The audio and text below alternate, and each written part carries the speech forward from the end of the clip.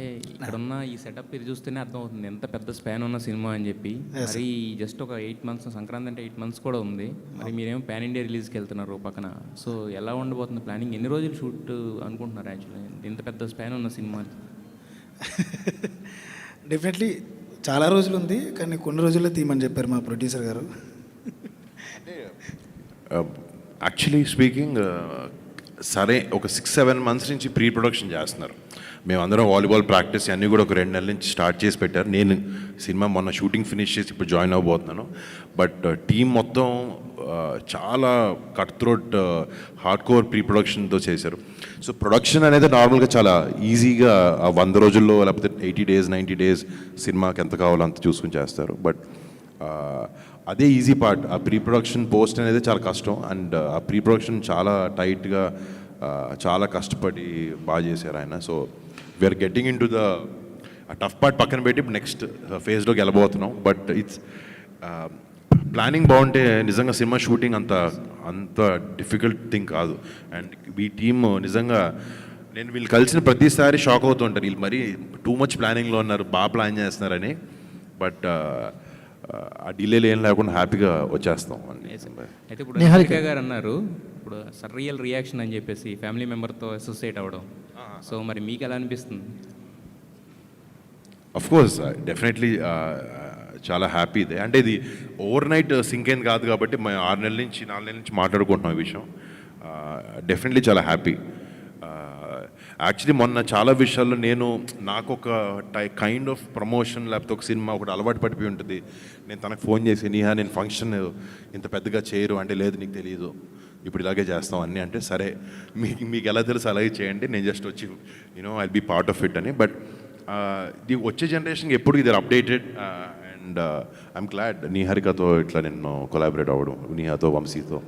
నిహారిక గారు అంటే యాక్చువల్గా ఇది పాన్ ఇండియా అని తీసుకోవడానికి ఏంటంటే ఈ సినిమాకి చాలా ఎక్కువ బడ్జెట్ అని చెప్పేసి బయట టాక్ ఉంది. అంటే ఆ స్పాన్ చూస్తున్నా కూడా అర్థం అవుతుంది. సో దానివల్ల పాన్ ఇండియా రిలీజ్కి వెళ్తున్నారా, లేకపోతే పాన్ ఇండియా రిలీజ్ అనే దానికి వేరే అన్న రీజన్ ఏమైనా ఉందా?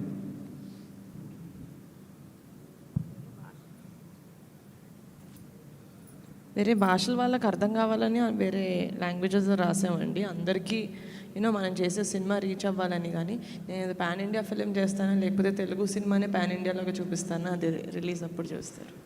నిహారిక గారు మీరు అంటే హీరోకి వెళ్ళారు కానీ టీంని మార్చలేదు, సేమ్ టీంతో ట్రావెల్ అవుతున్నారు.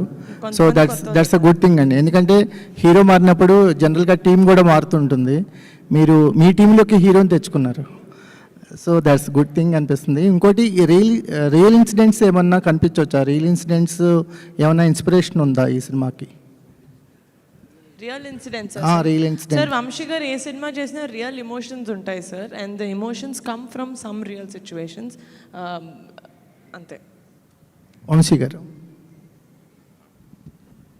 ఈ కథని బరిలో తెగడానికి మీకు ఎంత టైం పట్టింది? అంటే కమిటీ కూరల తర్వాత ఇదే కథ అనుకున్నారా, లేకపోతే ఈ కథ మీకు ఎలా ఆప్షన్ అయింది? అంటే ఇది కాదండి, వేరే కథ అనుకున్నాను నేను. తర్వాత కమిటీ కూరలు అవ్వగానే ఒక 1 year తిరిగా. ఆ తర్వాత ఎందుకో ఇది వర్కౌట్ అవ్వట్లేదు, మన టైప్ ఆఫ్ మైండ్ సెట్ ఇంకేదో చేయాలని చెప్పి దెన్ ఒక కథ అనుకున్నా వాలీబాల్ బేస్డ్ మీద. నాకు ఎవరూ కనపడలేదు ఇంకా వర్ణన తప్పితే. ఈ నిహారిక గారి దగ్గరికి మళ్ళీ అటు తిరిగి ఇటు తిరిగి మళ్ళీ నిహారిక గారి దగ్గరికి వచ్చాను అనమాట. మేడం నాకు కథ చెప్తా, నాకు ఎవరు కావాలో అడుగుతా అని చెప్పి ఒక 15 minutes కథ చెప్పి నాకు వరుణ్ గారు కావాలి అని అడిగాను అనమాట. అంటే కథ వినగానే మేడంకి నచ్చింది. సరే నువ్వు ఇలా కాదు నా దగ్గరికి వచ్చి వరుణ్ గారు అని చెప్పడం కాదు, కథ బాగుంది, ముందు కథ రాసేయండి పూర్తిగా, ఆ తర్వాత నిజంగా వరుణ్ గారికి సెట్ అవుతుందంటే అప్పుడు వెళ్దాం అన్నారు. మళ్ళీ 3 months తర్వాత మళ్ళీ కథ మొత్తం పూర్తి చేసుకుని మేడం దగ్గరికి వెళ్ళా. Yes this is for Varun garu అని మేము అనుకున్న తర్వాత దెన్ వీ అప్రోచ్డ్ వరుణ్ గారు. అలా అయిందనమాట. It takes nearly 1.5 year time.